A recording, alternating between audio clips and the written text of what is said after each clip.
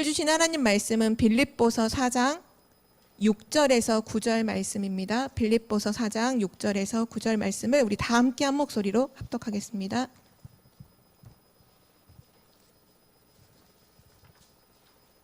빌립보서 4장 6절에서 9절입니다. 함께 읽겠습니다. 아무것도 염려하지 말고 다만 모든 일에 기도와 간구로 너희 구할 것을 감사함으로 하나님께 아뢰라. 그리하면 모든 지각에 뛰어난 하나님의 평강이 그리스도 예수 안에서 너희 마음과 생각을 지키시리라. 끝으로 형제들아, 무엇이든지 참되며 무엇이든지 경건하며 무엇이든지 옳으며 무엇이든지 정결하며 무엇이든지 사랑받을 만하며 무엇이든지 칭찬받을 만하며 무슨 덕이 있든지 무슨 기림이 있든지 이것들을 생각하라. 너희는 내게 배우고 받고 듣고 본 바를 행하라. 그리하면 평강의 하나님이 너희와 함께 계시리라. 아멘. 오늘 말씀의 제목은 순종의 목적은 정결과 승리 생활이다입니다.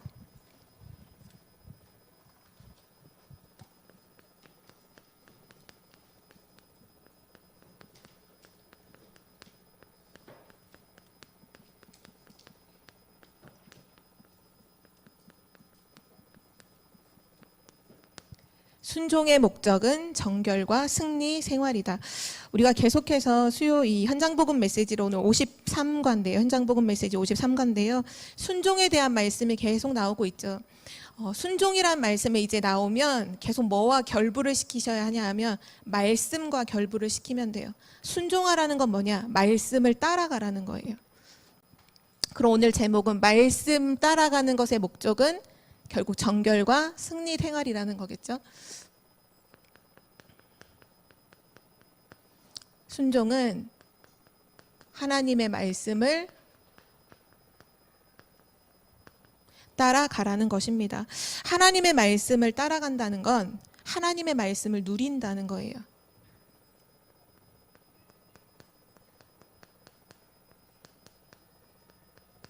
우리는 언제 하나님의 말씀을 누려야 하냐면요. 혼자 있을 때 하나님의 말씀을 누릴 수 있어야 합니다. 왜냐하면 결국 혼자 있을 때 하는 것이 진짜거든요.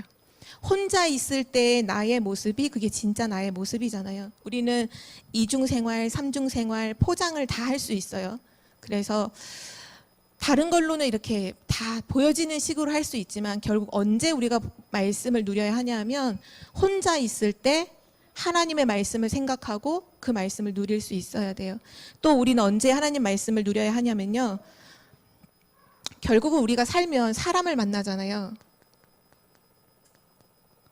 어떤 사람을 만나도 거기에서 말씀을 누릴 수 있어야 합니다.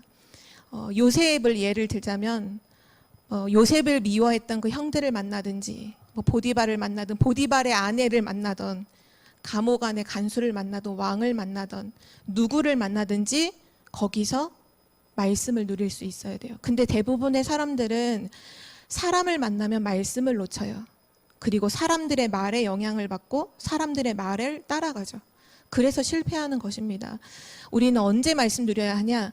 어떤 사람을 만나든지 좋은 사람, 이 사람은 영적으로 썸이신 사람을 만났을 때 같이 말씀도 그거 말고 지금 완전한 불신자를 만나고 정말 이상한 사람, 정말 우리 평생 일생 동안 만나고 싶지 않은 그런 종류의 사람들이 있잖아요. 그런 사람을 만났을 때조차도 하나님 말씀을 내가 누릴 수 있어야 돼요. 하나님의 말씀을 가지고 그 사람을 볼 수 있어야 합니다. 그리고 우리는 언제 누려야 하냐면요. 사람을 만날 뿐만 아니라 우리는 어떤 상황에 놓이잖아요. 그게 좋은 환경이든 아니면 안 좋은 아주 어려운 문제 속에 있든지 어떤 상황에서도 하나님의 말씀을 누릴 수 있어야 합니다. 그것이 말씀을 따라가는 것입니다. 이 세 가지가 되어진다. 내가 혼자 있을 때 말씀이 누려지고 내가 어떤 사람을 만나도 하나님 말씀을 내가 놓치지 않고 내가 어떤 상황에 있어도 그 말씀으로 내 마음과 생각이 평안할 정도가 아니라 너무나 힘이 있는 그런 상태를 가리켜서 그거를 24라고 합니다. 그게 말씀의 24예요.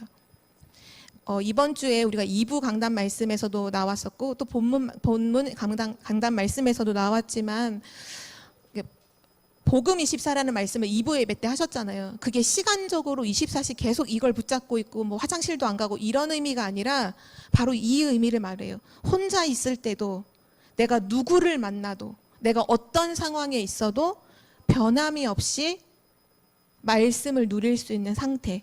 그것을 24라고 하고요. 이것이 한 사람의 개인에게 세워진 것을 가리켜서 시스템이라고 합니다. 시스템. 지금 우리 교회가 특별히 랩넌트들을 두고서 우리 교사들과 함께 계속 포럼하면서 소통하는 부분이 사실 이거예요. 랩넌트들에게 복음을 얘기하고 또 하나님의 말씀을 전달하는데 결국은 그 아이들 한 사람 한 사람에게 하나님의 말씀을 묵상할 수 있는 정말 복음을 누릴 수 있는 시스템이 세워지지 않으면 결국은 늘 예전의 모습으로 돌아가더라는 거죠.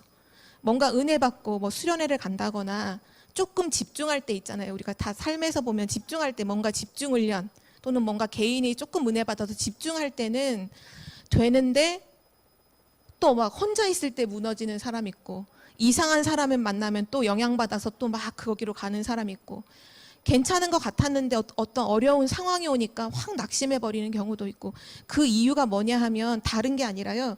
시스템이 없어서 그래요. 시스템을 세워야 하는구나. 그래서 저희가 지금 모든 교사들이 함께 매일 기도하고 있어요. 랩넌트에게 개개인마다 혼자서도 살아남을 수 있는 그 영적인 시스템, 복음의 시스템, 특별히 말씀을 묵상할 수 있는 시스템을 놓고서 우리 기도하고 있는데요. 그래야 이것이 시스템이 세워져야 오늘 말씀에 나오는 것처럼 어디를 가든지 승리 생활이 돼요. 어디를 가든지 승리해야 돼요. 우리 랩넌트들을 사실 이렇게 키워야 해요. 오늘 메시지가 우리 개인도 받아야 하지만 오늘 특별히 메시지는 앞으로 다가올 미래를 두고서 후대들에게 반드시 전달해야 되는 메시지의 내용이기도 하거든요. 현장에서 만나는 새가족과 함께 우리의 후대들 또 내 자녀에게 반드시 이 부분의 언약을 전달해야 되는 부분이에요. 랩넌트를 우리는 이렇게 키워야 돼요. 그렇게 해서 세상에 내보내야 합니다. 그래서 요즘에 계속 리더 수련회 기간 중인데요. 이번에 주제가 태계 랩넌트 대회 주제와 함께 237 치유 서밋의 지도자. 우리 랩넌트는 지도자로 반드시 미래에 이런 응답을 다 미리 가지고 정말 미리 준비해서 현장에 가야겠죠. 이유가 뭐냐 하면요. 지금까지 있었던 세상의 역사를 볼 때 인류의 역사상 인간을 멸망시켰던 두 가지 사건이 있거든요. 그게 뭐냐 하면 우상 숭배와 바로 음란, 음행입니다. 창세기 6장에 보면 네피림 시대가 나오죠. 창세기 6장에 네피림 시대. 완전히 하나님을 떠나서 우상 숭배의 극에 달하고 완전히 타락했어요. 완전히 그 성적으로 완전히 타락했던 그 시대. 결국은 완전히 그 재앙 와서 다 무너지죠. 또 창세기 12장에 보면 갈대아 우르, 아브라함을 부르셨던 현장이죠. 그 갈대아 우르가 어디냐? 바로 바벨탑을 쌓았던 지역이에요. 아브라함의 그 아버지가 우상 장사, 우상을 만들어 팔던 그 현장이죠. 완전히 타락했던 현장이에요. 또 하나가 창세기 19장에 나오는 소돔과 고모라라는 현장인데요. 아브라함이 데리고 왔던 조카 롯이 아브라함을 떠나서 선택했던 현장이 바로 소돔과 고모라예요. 보이기에는 너무나 화려하고 먹을 것이 풍족하고 의식주가 너무나 해결될 것만 같은 성장한 도시. 그러나 실제 성경은 뭐라고 말하냐면 우상 숭배와 음란이 너무 심각했어요. 그 일례가 뭐냐 하면 하나님께서 이제 소돔과 고모라를 보시고 너무 악한 걸 보고 이 현장을 심판해야겠다라고 생각하고 주의 사자를 보내잖아요. 주의 사자를 보냈는데 어쨌든 그 소돔과 고모라라는 땅에서 볼 때에는 외지인이 온 거예요. 전혀 못 보던 사람들이 온 거죠. 근데 누구를 방문했느냐? 바로 그 소돔과 고모라에 있는 롯, 아브라함의 조카인 롯을 이제 찾아서 거기는 이제 아브라함을 생각해서 하나님이 그 가족들을 구원하시려고 그 집에 가죠. 근데 그날 밤에 어떤 일이 일어나냐? 성경이 기록됐는데 그 마을 소돔과 고모라에 있는 사람들이 다 그 집을 에워싸서 찾아와서 문을 두드려요. 그 외지인들을 우리한테 내놓으라는 거예요. 그 처음 온 사람들을 우리한테 우리와 관계하자 이렇게 얘기해. 성적으로 완전 타락한 그런 부분을 얘기하는 거죠. 근데 거기서 그 롯이라는 아브라함의 조카가 하는 반응이 뭐냐 하면, 이 사람들은 나에게 온 손님이니까 건드리지 말고, 내게 딸이 2명 있는데 한 번도 처녀인 딸이 2명 있는데 그 딸을 2명을 줄 테니까 너네 마음대로 해라. 이렇게 얘기를 하거든요. 그 정도로 소돔과 고모라가요 완전히 타락하고 음란으로 완전 극에 치달아서 뭐가 뭔지도 분간이 안 되는 상황 속에 있던 현장이었어요. 결국은 완전히 재앙으로 무너졌죠. 우리가 너무나 잘 알고 있는, 이미 역사로부터 다 확인이 되죠. 애굽이라는 강대국, 바벨론이라는 강대국, 그리고 로마. 어떻게 멸망하나요? 어떻게 망하기 직전에 그 사회상이 어떻던가요? 완전히 우상 숭배와 음행이요. 그게 완전히 달했을 때 다 멸망했어요. 우리는 기억할 것은 앞으로 다가오는 시대, 앞으로 다가오는 미래도 이와 다르지 않다는 거예요. 사단이 이 2가지 무기를 가지고 우리의 후대들을 무너뜨려요. 우상 숭배와 음란을 가지고 후대들을 다 멸망시켜요. 멸망시키는 길을 가도록 만들고 있습니다. 그게 너무나 증명되는 것이, 특별히 우상이라는 게 이제 종교잖아요. 종교. 인간이 만들어내는 수많은 종교들. 이런 종교와 이런 타락과 음란이요, 전부가 다 상업화되어요. 이 돈과 결부가 되는 거죠. 그래서 사람들이 그쪽으로 계속 치달아 가고요. 이것이 전부 다 범죄와 연결이 되어서 그것이 계속 죄를 짓는 것으로 반복되어져 가고 있는 거죠. 우리 얼마 전에도 보면 엠번방 이런 사건이 되게 크게 이슈가 돼서 많은 사람들이 막 연료가 되고 막 잡혀도 들어가고 지금 막 그렇게 됐잖아요. 근데 그게 결국은 다 뭐냐 하면 음란이라는 걸 통해서 아이들을 이렇게 노예화 시켜서 이 음란한 행위를 하게 만들고, 그거를 비디오로 찍어서 유포를 하고, 그게 어쨌든 돈으로 계속 돌게 만들었던 부분이죠. 근데 너무 안타까운 건 저는 뭐가 보였냐면, 그 범죄를 저질렀던 친구들이 다 20대 초반이잖아요. 근데 그 범죄를 시작했던 나이가 10대 후반부터 시작을 해서 20대 초반에 들통이 나서 감옥에 갔거든요. 그럼 지금 청소년들이 거의 다 그 부분에 완전히 매여서 사단이 죽이는지도 모르고 멸망하는지도 모르고 가고 있다는 얘기겠죠. 왜 우리가 진짜 렘넌트 후대들에게 정확한 복음과 하나님의 말씀을 시스템으로 세우지 않으면 안 되는지 이유가 너무 분명해요. 사단은 지금도 살아서 역사하는 존재이기 때문이죠. 그래서 오늘 말씀을 통해서 정확한 답을 가지고 후대를 살리는 은혜가 있기를 기도합니다. 사단이 공격하는 2가지 무기, 바로 우상 숭배와 음행이 왜 멸망으로 이어지는지를 성경은 말씀하고 있는데요. 첫 번째가 우상 숭배 왜 멸망할 수밖에 없는가?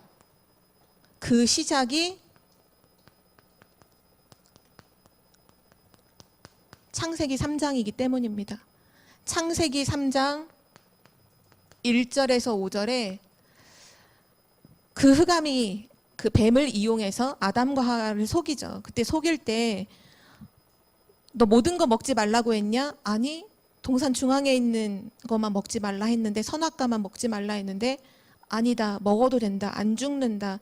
네가 먹는 날에는 내 눈이 밝아 하나님처럼 되고 하나님과 같이 되고, 하나님이 그렇게 될까 봐 알고서 먹지 말라고 한 거다. 하나님처럼 된다라는 거. 우상 숭배가요, 우상을 위해서 섬겨주는 게 절대로 아니에요. 우상 숭배 왜 하는지 아시죠? 나를 위해서 우상 숭배하는 거예요. 나를 복달라고 우상을 섬겨주는 거예요. 우상을 위해 우상을 섬겨주는 게 절대로 아니에요. 우상이 너무 가치 있고 대단해서 섬겨주는 게 아니라, 내가 복받고 내가 잘 되기 위해서 나를 좀 도와달라고 붙잡는 다른 것들이 우상이잖아요. 그 말은 뭐냐? 우상 숭배의 가장 깊숙한 곳에 들어가면 내가 신인 거예요. 내가 잘 돼야 돼요. 내가 잘 나가야 되고, 내가 잘 돼야 되고, 나의 것이 있어야 되고, 창세기 3장으로부터 시작된 것이기 때문에 멸망할 수밖에 없는 것이죠. 그리고 이 우상 숭배의 배후가 있는데요. 성경은 계시록 12장 9절에 그 실체를 분명히 말씀하고 있습니다. 큰 용이 내쫓기니 옛 뱀, 바로 창세기 3장에 출연했던 그 뱀을 말하죠. 옛 뱀, 곧 마귀라고도 하고 사탄이라고도 하며 온 천하를 꿰는 자라. 그가 땅으로 내쫓기니 그의 사자들도 그와 함께 내쫓기니라. 이 사단, 이 마귀가 하는 일이 뭐냐면 온 천하를, 전 세계를 꿰는 거예요. 유혹해서 넘어지게 만들고 멸망하도록 만드는 거죠. 또 이사야서 14장 12절 말씀에 보면 너 아침의 아들 계명성이여 어찌 그리 하늘에서 떨어졌는고. 하늘에서 떨어진 자, 그거를 가르쳐 네피림이라고 하는 뜻이 그게 위에서부터 떨어진 자라는 뜻이거든요. 왜 어찌 그리 하늘에서 떨어졌으며 너 열국을 엎은 자여 어찌 그리 땅에 찍혔는고. 사단이 지금 뭘 하고 열국은 전 세계 만방을 엎어버리는 일을 하는 거예요. 다 멸망으로 만드는 거죠. 성경은 분명히 밝히고 있습니다. 요한복음 8장 44절. 뭐라고 말씀하냐 하면 사단, 그 존재자는 너희 아비 마귀, 너희도 너희 아비 마귀에게서 났으니 너희도 그가 하는 대로 행하는도다. 그는 처음부터 범죄한 자요. 진리가 그 속에 없으므로 진리에 서지 못하고. 여기 너무 중요해요. 진리가 없어요. 사단이 하는 건 진리가 없어요. 다 가짜예요. 진리가 없기 때문에 진리에 서지 못해요. 그래서 모든 사람들을요 다 속이는 거예요. 거짓말쟁이, 거짓의 아비. 많은 사람들이 우상 숭배하면 잘 된다. 우상 숭배해야 된다. 그래야 가정이 잘 되고 가문이 잘 되고 나라가 잘 되고. 그래서 강대국들이 다 했던 게 다 우상 숭배잖아요. 그런데 뭐냐? 진리가 그 속에 없다니까요. 진리에 설 수가 없어요. 사단이 뭐 실수로 진리에 선다 그런 법이 없어요. 온통 거짓이에요. 완전히 멸망. 진리는 유일한 거 하나잖아요. 내가 곧 길이요 진리요 생명. 그리스도 외에는요 답이 없어요. 그런데 사람들이 그리스도를 모르고 완전히 사단에게 잡혀 있죠. 그래서 우상 숭배를 끊임없이 해요. 출애굽기 3장 20장 3절에서 5절에 보면 20장 1절부터 우리 한번 이 말씀은 같이 찾아보겠습니다. 출애굽기 20장 1절에서 5절 말씀을 함께 찾겠습니다.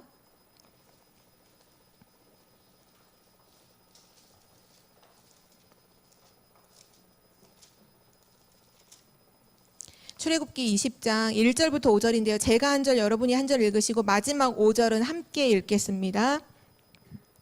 하나님이 이 모든 말씀으로 말씀하여 이르시되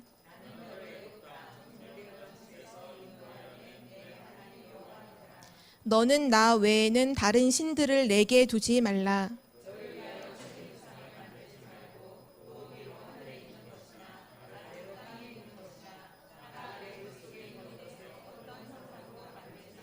함께 읽겠습니다. 그것들에게 절하지 말며 그것들을 섬기지 말라.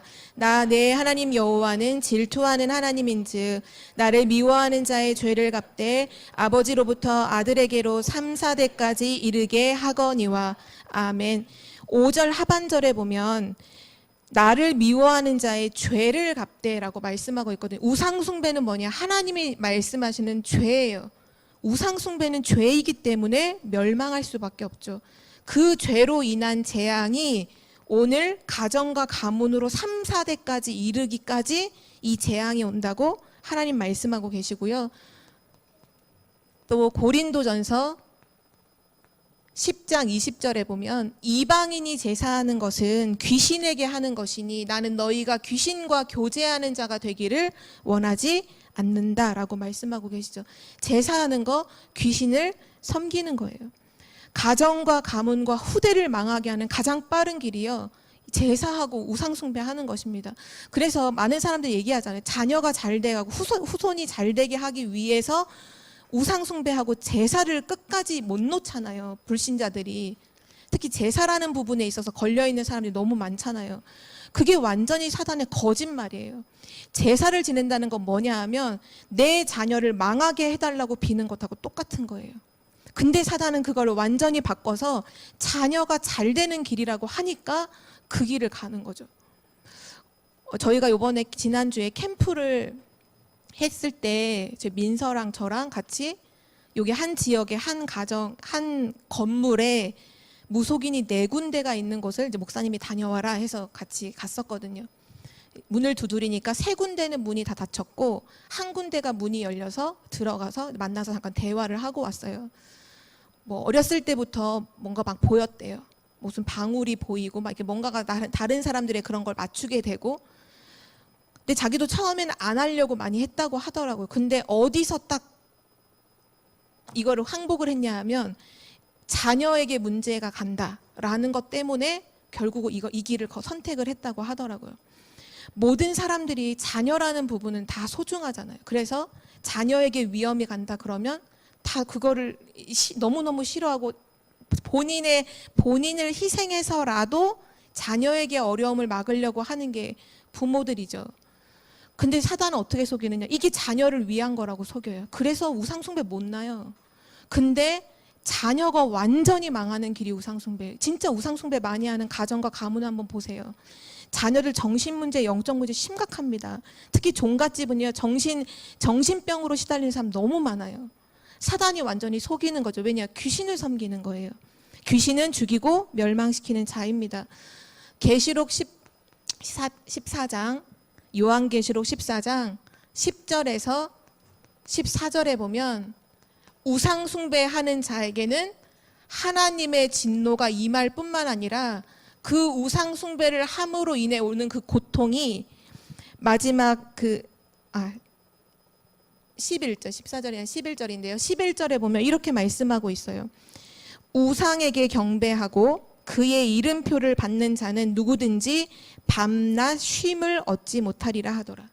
밤낮 쉼을 얻지 못해요. 마음과 생각이 늘 고통받아요. 재앙과 저주가 밤낮으로 들이닥쳐요. 그러니까 재앙과 저주가 오니까 더 우상숭배를 더하고, 우상숭배 한 결과로 또 재앙이 오고, 또 재앙이 오니까 이거 막아보려고 그리스도 모르니까 또 우상숭배 더하고, 그러니까 악순환이 계속 반복되는 것이 지금 우상숭배의 굴레입니다. 이것이 사단의 전략이에요. 멸망시키는 사단의 전략. 두 번째로 음란, 음행이라고도 하는데요. 이것이 왜 멸망할 수밖에 없는지를 또 하나님 말씀으로 확인해 보겠습니다. 히브리서 13장 4절 말씀에 모든 사람은 결혼을 귀히 여기고 침소를 더럽히지 않게 하라. 음행하는 자들과 간음하는 자들을 하나님이 심판하시리라. 하나님이 반드시 음행하는 자들을 심판하신다라고 성경은 말씀하고 있고요. 또 고린도전서 6장 18절에 보면 음행을 피하라. 사람이 범하는 죄마다 몸 밖에 있거니와 음행하는 자는 자기 몸에 죄를 범하는 것이니라. 모든 사람이 죄를 짓는 건 몸 밖에서 짓는 거죠. 근데 내 몸에 죄를 짓는 것이 바로 음행이다. 내 몸 안에 죄를 짓는 것이 음행이다 라고 말하고 있고요. 구원받은 하나님 자녀가 꼭 기억할 것은 내 몸은 하나님의 성전이죠. 내 몸은 하나님의 성전. 그것이 하나님이 우리를 구원하심으로 변화되어진 축복 중에 하나예요. 우리는 원래 이런 길을 가야 되는 존재죠. 하나님을 떠나서 재앙과 저주 속에 이 길 가는 게 우리의 길이었다면 우리는 여기서 해방된 자입니다. 완전히 여기서 거룩하게 된 자죠. 또 잠언서 6장 26절 말씀에도요. 음녀로 말미암아 사람이 한 조각 떡만 남게 되며 음란한 여인은 귀한 생명을 사냥함이니라. 우리에게 있어서 가장 귀중한 건 생명이죠. 근데 사람의 생명을 사냥하는 것이 바로 음란이다 라고 성경은 말씀하고 있고요. 그리고 잠언서 6장 똑같이 같은 장에 32절에는 뭐라고 나오냐면 여인과 간음하는 자는 무지한 자라. 이것을 행하는 자는 자기의 영혼을 망하게 하며. 영혼을 망하게 생명을 사냥하고 영혼을 망하게 하는 것이 바로 음란이다. 그래서 사단이 이거를 이용해서 사람들을 무너뜨리고 있는 거죠. 그래서 데살로니가 전서 하나님께서 주신 언약인데요. 4장 3절에 보면 이렇게 말씀하셨어요. 우린 다 하나님의 뜻을 구하잖아요. 하나님의 뜻은 이것이니 너희의 거룩함이라. 곧 음란을 버리고. 우리의 거룩함.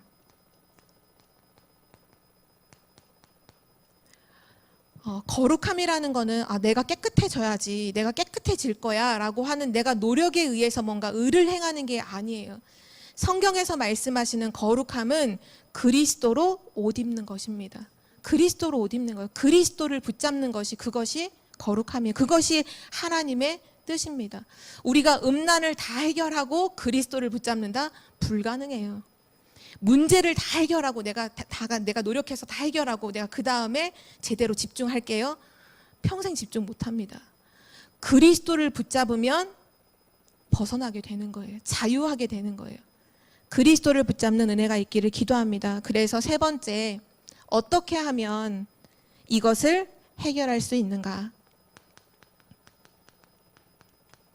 하나님은 우리를 너 왜 우상숭배하냐, 너 왜 음란하냐고 비난하려고 말씀을 주시지 않잖아요. 하나님은 언제나 우리를 살리기 원하시죠.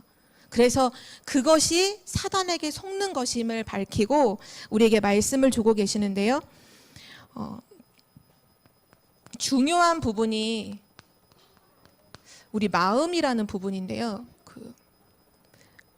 우리가 생각은 이성적이잖아요. 이성. 그래서 뭔가를 논리적으로 생각하고 이성적으로 생각을 해서 이거는 아니야 라고 생각을 해요.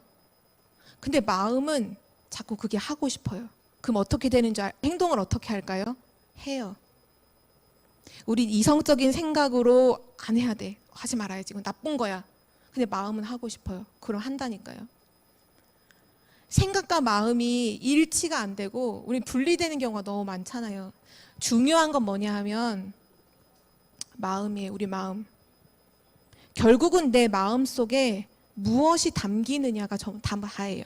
어떻게 하면 이 문제가 해결되느냐? 내 마음 속에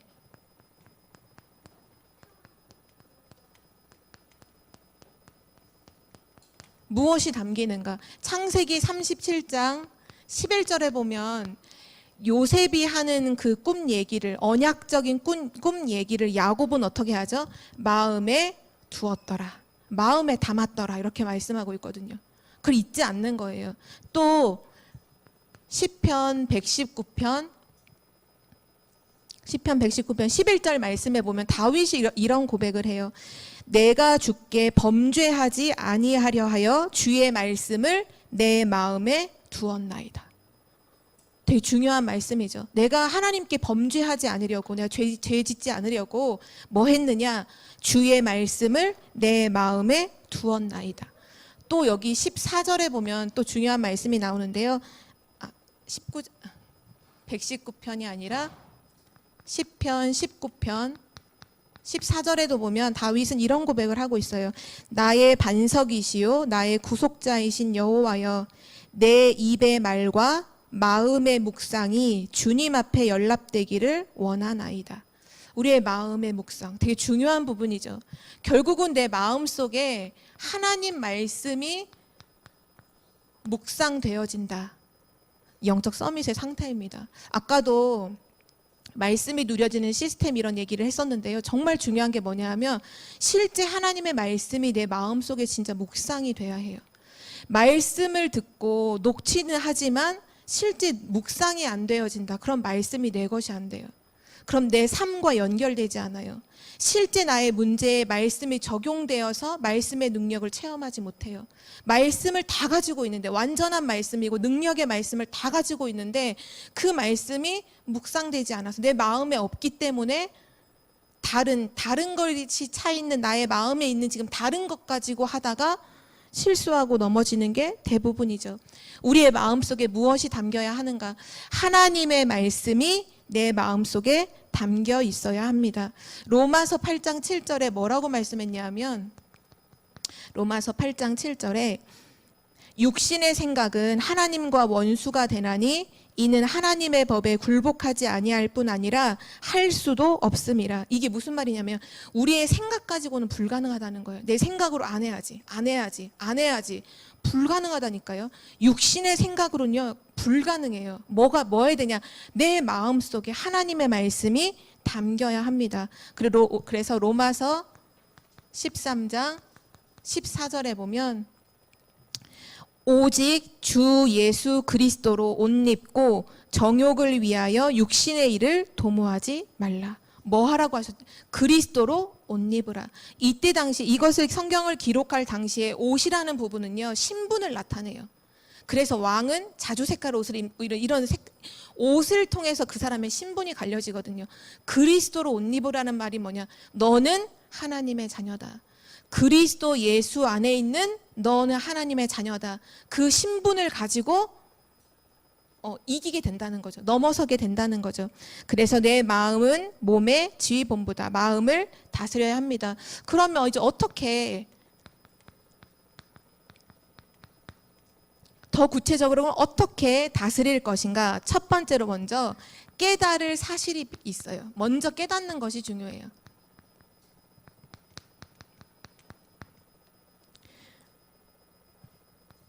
우리가 깨달아야 될 사실은 뭐냐? 로마서 8장 2절에 그리스도 예수 안에 있는 생명의 성령의 법이 죄와 사망의 법에서 너를 해방하였습니다.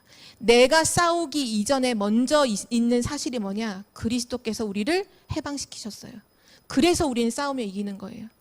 이게 먼저예요. 내가 막 열심히 치열하게 싸워서 이걸 이긴다가 아니라 그렇구나. 그리스도 예수의 안에 있는 생명의 성령의 법이 나를 이미 이 모든 죄와 사단과 우상과 음란과 이런 모든 거에서 나를 이미 해방시키셨다. 이거를 알면 돼요. 그리고 나서 두 번째로 뭐냐? 고린도전서 3장 16절. 너희는 너희가 하나님의 성전인 것과 하나님의 성령이 너희 안에 함께 계시는 것을 알지 못하느냐. 아, 나는 하나님의 성전이다. 하나님이 지금 나와 함께 하신다. 이거를 먼저 깨달아야 돼요. 그리고 나서 에베소서 4장 30절 말씀. 저희가 지금 5구절은 한번 성경을 찾아서 읽어보도록 할 텐데 이 구절을 다 읽으시고 핵심이 뭔지를 한번 생각해 보세요. 뭘 말씀하시는지 한번 생각해 보세요. 에베소서 4장 30절을 함께 찾겠습니다. 에베소서 4장 30절. 다 찾으셨죠? 우리 함께 읽겠습니다. 하나님의 성령을 근심하게 하지 말라. 그 안에서 너희가 구원의 날까지 인치심을 받았느니라. 아멘. 우리 요한복음 14장 16절 찾겠습니다. 요한복음 14장 16절.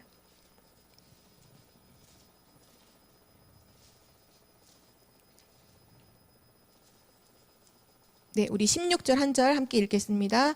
내가 아버지께 구하겠으니 그가 또 다른 보혜사를 너희에게 주사 영원토록 너희와 함께 있게 하리니. 아멘. 그리고 26절, 27절 같은 장에 26절, 27절 함께 읽겠습니다.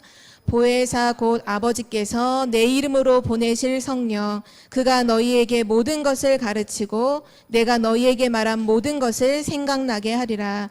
평안을 너희에게 끼치노니 곧 나의 평안을 너희에게 주노라. 내가 너희에게 주는 것은 세상이 주는 것과 같지 아니하니 너희는 마음에 근심하지도 말고 두려워하지도 말라. 우리 16장 요한복음 16장 7절도 함께 읽어보겠습니다. 한 장 넘기셔서 16장 7절 읽겠습니다. 그러나 내가 너희에게 실상을 말하노니 내가 떠나가는 것이 너희에게 유익이라. 내가 떠나가지 아니하면 보혜사가 너희에게로 오시지 아니할 것이요 가면 내가 그를 너희에게로 보내리니. 아멘. 우리 마지막으로 한 절만 더 찾겠습니다. 7장 요한복음 7장 37절에서 39절 37절에서 39절 세 절을 함께 읽겠습니다. 명절 끝날 곧 큰 날에 예수께서 서서 외쳐 이르시되 누구든지 목마르거든 내게로 와서 마시라. 나를 믿는 자는 성경의 이름과 같이 그 배에서 생수의 강이 흘러나오리라 하시니 이는 그를 믿는 자들이 받을 성령을 가리켜 말씀하신 것이라. 예수께서 아직 영광을 받지 않으셨으므로 성령이 아직 그들에게 계시지 아니하시더라. 아멘. 우리가 읽었던 에베소서 4장 30절, 요한복음 14장 16절, 26장 27절, 16장 7절, 그리고 7장 37절에서 39절. 자, 이 말씀들이, 지금 우리가 함께 읽었던 말씀들이 우리에게 어떤 메시지를 주시는 것 같아요? 네? 뭘 말씀하시는 거죠? 성령, 보혜사 성령, 보혜사 성령을 우리와 함께 있게 하신다는 거예요. 우리를 죄와 사망의 법에서 해방시키시고 하나님의 성전을 삼으시고, 그리고 하나님의 성령으로 지금 함께 하신다는 거, 그거를 기억하는 게 중요해요. 그거를 깨닫는 게 전부예요. 아, 그리스도로 내 모든 문제 끝났다. 나는 하나님의 성전이다.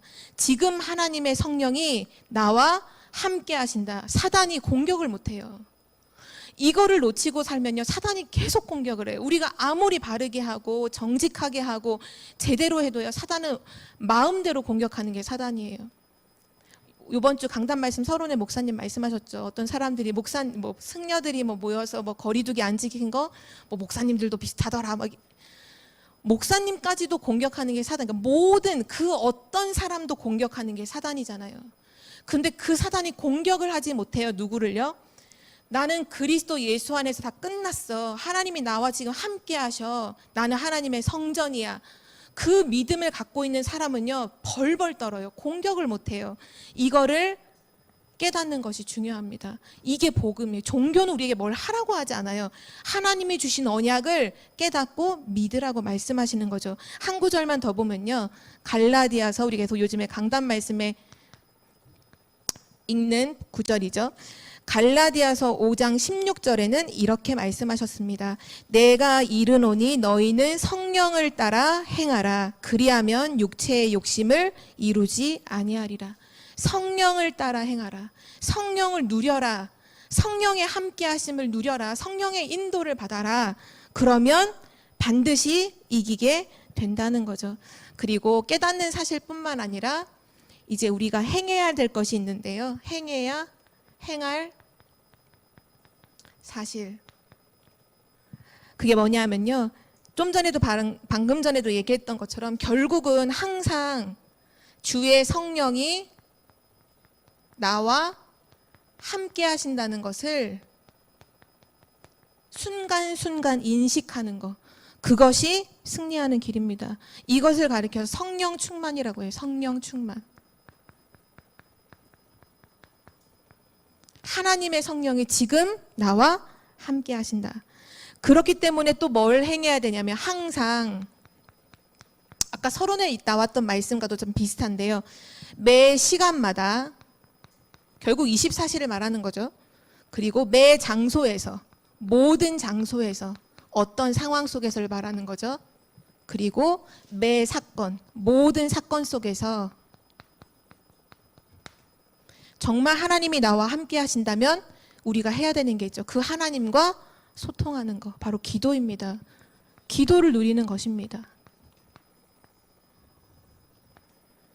모든 시간, 모든 장소, 모든 사건 속에서 하나님이 지금 나와 함께 하심을 믿고 그분과 소통하는 거, 그분과 교제하는 거, 그것이 우리가 해야 될 것이고요. 그리고 마지막 한 가지 더, 그분이 정말 나를 인도하고 계신다면 그분이 행하시는 능력을 따라가야겠죠. 그분이 행하시는 능력이 곧 말씀이에요.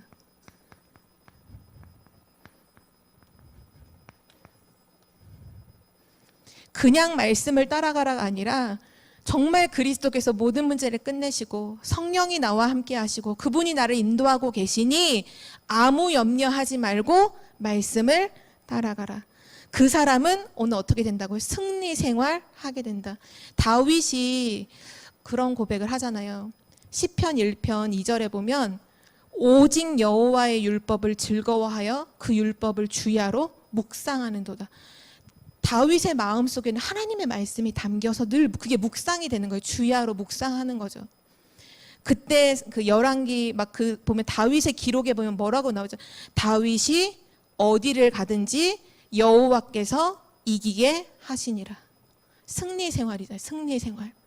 내가 하는 것이 아니라 하나님이 이기게 하시니라. 이것이 우리의 신앙 생활입니다. 우리의 마음속에 지금 무엇이 담겨 있나요? 결국은 나의 마음속에 담겨 있는 것이 나를 이끌어 갑니다. 하나님의 말씀이냐, 사람의 말이냐, 불신앙의 생각이냐, 진짜 하나님의 말씀을 믿는 그 믿음의 그 마음이냐. 너무나 다른 결과가 나오겠죠. 우리는 지금 계속해서 언약의 여정을 걷고 있어요. 237 치유 서밋의 여정을 걸어가고 있어요. 세상을 바라볼 때 세상은 결국 이렇게 갈 수밖에 없잖아요. 음란으로, 우상 숭배로 재앙과 저주가 올 수밖에 없는 상태로 계속 몰아쳐 갈 거예요. 시대가 지나면 지날수록 더 빠르게 더 빨리 이것들이 이루어질 거예요. 지금 비대면 시대라고 하고 또 4차 산업이 이게 훨씬 더 앞당겨졌잖아요. 왜냐하면 사람들이 만날 수가 없으니까 모든 걸 이제 막 그 뭐 인터넷이라든지 이런 다 뭐 쇼핑도 밖에 안 나가서 하자 다 인터넷 쇼핑 하시잖아요. 이런 일들이 생기면서 4차 산업혁명이 더 급속도로 오고 시대와 사회의 변화가 그 이전보다 속도가요 엄청 빨라서 그 변화하는 속도가 가늠할 수 없을 만큼 빨리 변하고 있어요. 바뀌고 있어요. 근데 그게 보이는 거는 바뀌고 왠지 발전하고 변화되는 것 같은데 그 안은 이걸로 다 골마 터져 있는 거예요. 다 무너져요. 다. 정신병 시대 다 오고요. 후대들 다 무너지고 있어요. 이때 하나님께서 우리에게 237 치유 서밋의 여정을 가게 하신다는 건 정말 기적 같은 일인 것 같아요.